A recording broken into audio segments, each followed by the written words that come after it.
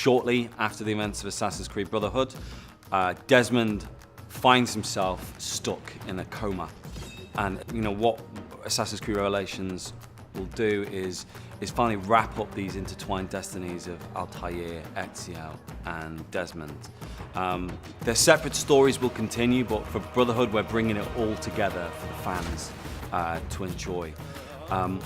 Desmond is essentially trapped inside the Animus in a critical state. So essentially, his mind is fragmented. With all the memories of Altair and Ezio in his head, what he has to do is find almost like a synchronization nexus to escape from the coma. And by that, he has to relive some pivotal moments in Altair and Ezio's lives. I cannot rest until all has been revealed and my mentor's secrets are laid bare. Without using any wild plot devices or any cliches, it's definitely been a challenge to wind it all into a cohesive story. And I think what the fans are going to see and experience is a real great sense of the epic scale of Assassin's Creed that spans the best part of 700 or 800 years, but still manages to do so by really closely intertwining the destinies of these three characters. The gel really is the story that keeps all this together, and it keeps you really kind of immersed in terms of immersed in the experience as well.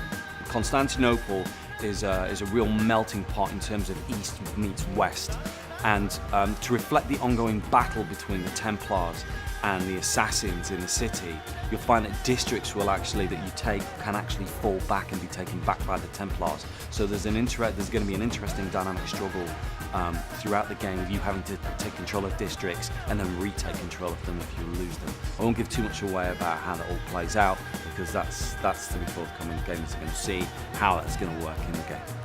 The Hookblade is definitely going to be really popular with the fans. It connects up to elements in the environment and with combat as well.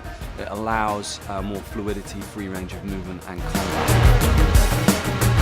Change really lies now that players can use any kind of primary and secondary weapon combination. In addition, the empty hand is also used for the Hookblade as well. Overall, these changes make for a great dynamic combat experience in Assassin's Creed Revelations.